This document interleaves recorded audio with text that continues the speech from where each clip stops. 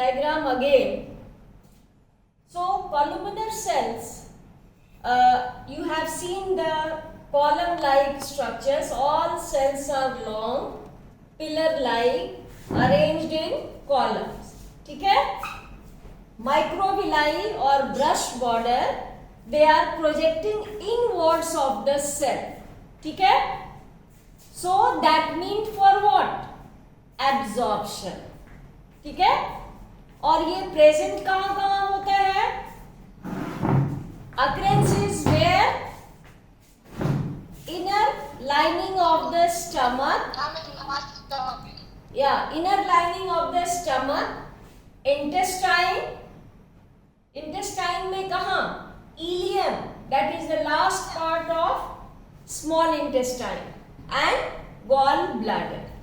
तो इसका जो apart from that, it is also seen present in the sweat gland, salivary gland and even oviduct. समझ में आया? Is that clear?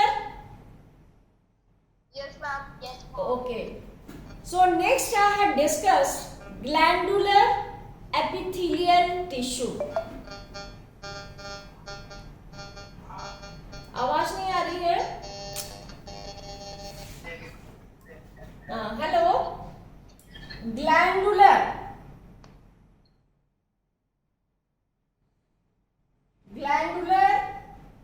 Epithelial tissue,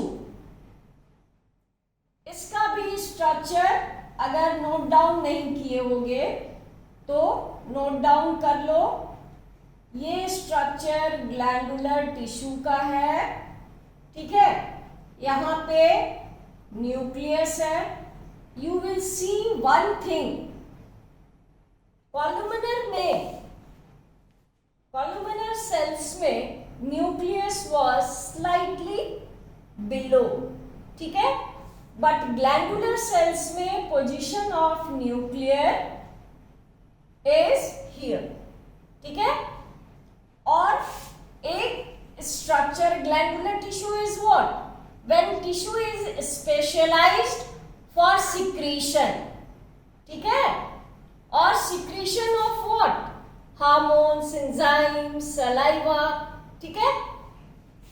अब देखो इसमें एक और स्ट्रक्चर है। Make the diagram. It is quite dense structure, ठीक है? And this dense structure is known as goblet cell, ठीक है? This goblet cell secretes mucus, ठीक है? So ग्लैंडुलर एपिथेलियल टिश्यू का काम ही है इन्वॉल्व इन सिक्रीशन, या वो सिक्रीशन म्यूकस का हो। गॉबलेट सेल कहाँ प्रेजेंट होता है? ये यहाँ ग्लैंडुलर एपिथेलियल टिश्यू में, in between the cells arranged in columns. और ये देखो यहाँ थोड़ा सा इसको डार्कन हमने किया है, ठीक है? तो this is goblet cell and इसका फंक्शन ही होता है for secretion of mucus, and mucus also secreted from mucous membrane, जो कि स्टमक में जाइमोजिन सेल होता है, वो बाद में पढ़ोगे गैस्ट्रिक ग्लैंड के ऊपर, तो वहां से भी सिक्रीट होता है। लेकिन गॉबलेट सेल यहाँ प्रेजेंट है और इट इज सिक्रीटिंग म्यूकस, ठीक है? और दूसरा चीज, ग्लैंडुलर सेल्स जो है, इसी का आउटफोल्डिंग क्या बनाता है? ग्लैंड्स हमने बताया था, नहीं सुने तो लिख लो फिर से। ग्लैंड्स हमेशा 2 टाइप्स का होता है wherever it is present. First exocrine, second endocrine. Slightly हमने कल बताया था। तो this is involve in absorption, digestion, ठीक है? डाइजेस्टिव जूसेस, और ये होता है hormone. This is digestive juice.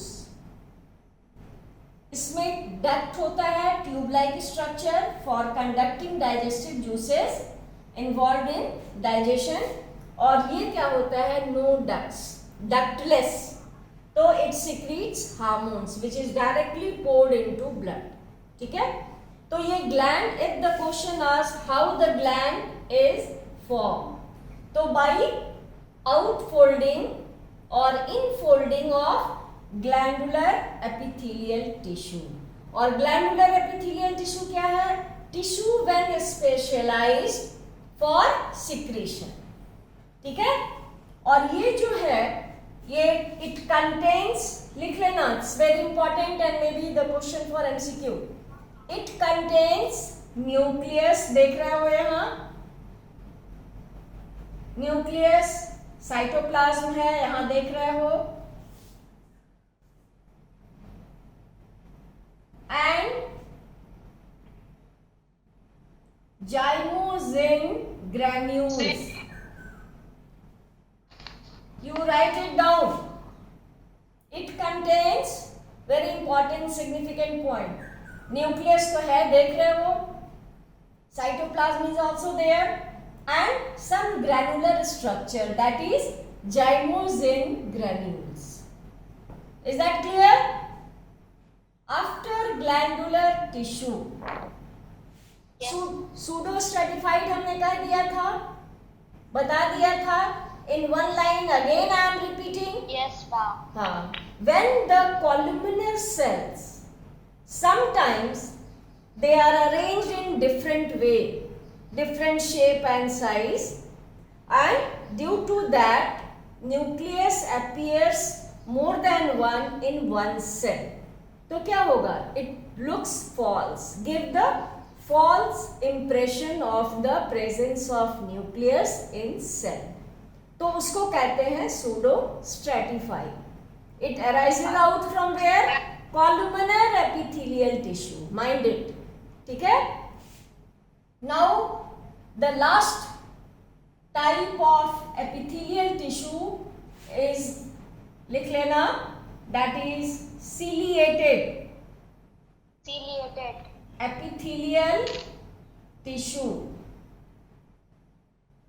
ठीक है, अब देखो वहां भी ऐसा ही स्ट्रक्चर है,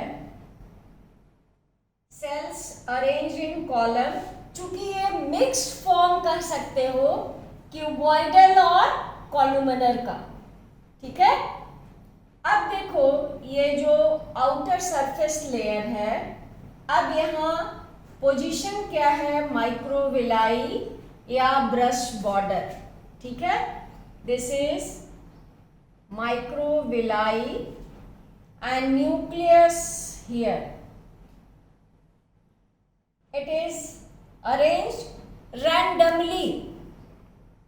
Everywhere you have seen what? There is regular arrangement of nucleus. But यहाँ क्या होता है?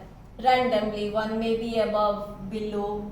So that is the feature of ciliated epithelial tissue. ठीक है? This is cytoplasm, nucleus, but obvious. तो यहाँ क्या लिखोगे? Cells arranged in column and microvilli. अगर फास्टली लिख सकते हो तो in nutshell लिखते जाना. Cells arranged in column, nuclei arranged present in a haphazard manner, and microvilli or brush border projecting outwardly. They are projecting outwardly. क्यों? According to the function. इसका काम क्या है? To propel the substance.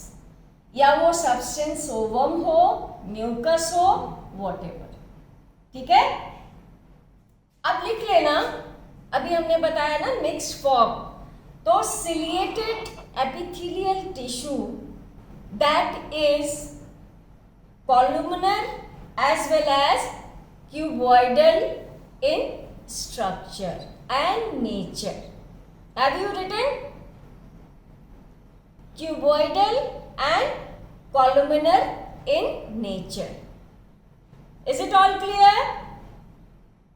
Yes, ma'am. Yes, Okay. ma'am. Very nice. Yes, ma'am. अब देखो, Yes, ma'am. हाँ very good. अब देखो कि जब सिलिएटेड, लिख लेना इसको, क्यूबॉइडल एपिथेलियल टिश्यू, ये इसका प्रेजेंस कहाँ होगा?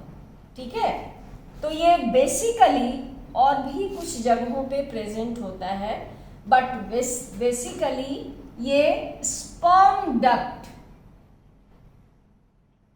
जिसको वास डिफरेंस कहते हैं, यहां पे प्रेजेंट होता है. Cuboidal, ciliated cuboidal epithelial tissue, it is present in sperm duct, जिसको बायोलॉजिकली कहते हैं वास डिफरेंस. अब देखो सिलिएटेड, एक चीज हमेशा याद रखोगे, सिलिएटेड जहां भी प्रेजेंट होगा, मे बी इन क्यूबॉइडल और कॉलमनर वे, तो it is also for propelling और पुशिंग द मटीरियल्स का नेचर जो भी हो. अब है कि सिलिएटेड कॉलमनर एपिथेलियल टिश्यू, ये कहाँ प्रेजेंट होता है? ठीक है, ये सबसे पहले फैलोपियन ट्यूब, पता है ना, वेयर फर्टिलाइजेशन टेक्स प्लेस. ठीक है, Yes, ma'am. हाँ, फैलोपियन लिख लेना बेटा, फैलोपियन ट्यूब अराउंड ओवम, चूंकि आफ्टर फर्टिलाइजेशन जब ओवल्यूशन होता है, रिलीज ऑफ ओवम होता है, इट हैज टू ट्रेवल. ठीक है, हाँ, तो how it will travel? It is all having the ciliated columnar epithelial tissue. तो फैलोपियन ट्यूब हो गया, ओवम हो गया. ठीक है, इवन इन नेजल पैसेज में होगा. ठीक है, और to some extent tracheal tube में होगा. ठीक है, तो these are the occurrence of ciliated columnar tissue. Is it all clear? Yes, ma'am. Very Yes, good. ma'am. Yes, ma'am. Yes, ma'am. So you will make the diagram Yes, ma'am. and write in this format. Should I think it is all completed? Yes, ma'am. Okay. So Yes, ma'am. और function में बेटा structure में ये लिख लोगे, और location में ये पॉइंट लिखोगे, और जब स्ट्रक्चर लिखोगे तो लिखोगे कॉलम्स में होगा long aggregation of cells arrange in column, and how the nucleus is present, how the microvilli pushing outward from the free surface end, because it has to propel the substance. ठीक है, और फिर लिखोगे कि they are in both structural pattern. It is in cuboidal as well as columnar in nature. ठीक है, तब लिखोगे लोकेशन में इसको और इसको लिख के where occurrence is there then you will write. ठीक है, because ciliated is very, individual questions भी आते हैं ciliated से. ठीक है, फंक्शंस में what you will write, अब देखो ये सीलियाज है, माइक्रोविलाई इसको सीलियाज भी कहते हैं. ठीक है, पैरामीशियम वगैरह में देखोगे कि सीलियाज प्रेजेंट होता है. ठीक है, तो ये कैसे मूव करवाता है. ठीक है, तो ये क्या होता है, when it has to propel the substance, ये कंसर्टेड बीटिंग होती है सीलिया की. Am I clear? How it helps to propel the substance. या वो म्यूकस हो या ओवम हो, तो ये करता क्या है, इट हैज, हाँ, any question? Listen what I am telling, listen carefully. How it propels, ये सब्सटेंस का मूवमेंट कैसे होता है। तो ये जो सीलियाज है, माइक्रोविलाइज, जो आउटवर्डली प्रोजेक्टेड है, it starts beating, concerted beating होती है ऑफ सीलियाज का, ठीक है, and which helps to propel the substance in one direction, either mucus or ovum. तो फंक्शन में पहला फंक्शन लिख दो। First function you right with concerted beating of microvilli push the substance, bracket में लिख लेना, mucus and ovum in one direction. अब समझ में आई बात? डोंट वेस्ट टाइम बेटा, जल्दी रिप्लाई किया करो, ठीक है। नेक्स्ट फंक्शन लिख देना, इसका तो काम ही है सब्सटेंस को पुश करना, पुल आउट करना, ठीक है। नेक्स्ट फंक्शन लिख लेना, चूंकि ये नेजल पैसेज में भी प्रेजेंट है, हमने अभी देखा, तो it helps to remove out, लिखते जाना जल्दी जल्दी, it helps to remove out the waste, dust particle और material from the nasal cavity, ठीक है। So these are the main और basic functions of ciliated epithelial tissue, जो कि क्यूबॉइडल और कॉलमनर दोनों नेचर में होता है, बट प्रेजेंस और occurrence is something elsewhere. Am I clear? Yes, ma'am. Should I rub? Yes, ma'am. Okay. Yes, ma'am. So beta, now epithelial tissue is completely finished. I am going to start the next one, that is connective tissue. It's very important. ठीक है? Now लिख लो copy में connective tissue. 1 minute.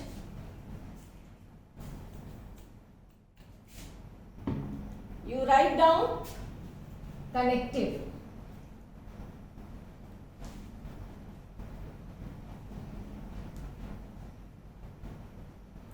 So, connective tissue is what?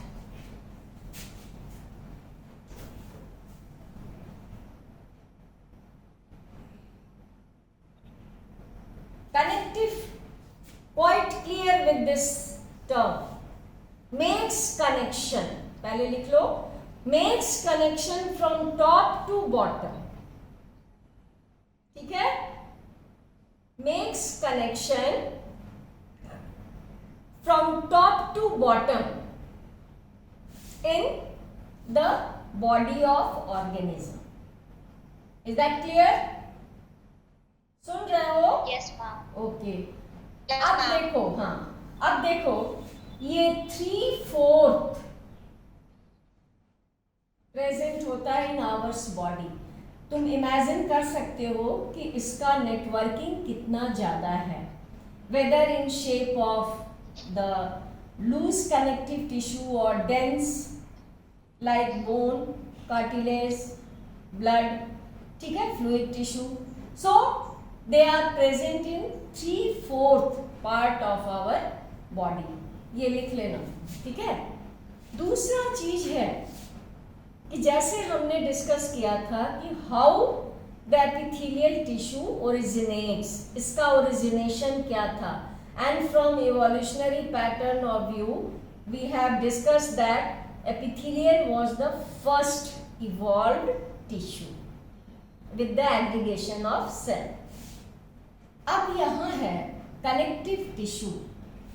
It is, first of all, when it was seen from the embryological point of view, तो ये देखा गया कि it is originated from embryonic mesoderm. लिख लेना, embryonic mesoderm. Is that clear? Am I clear? Yes, ma'am. अब देखो कि एक साइंटिस्ट थे नेम हर्टविग.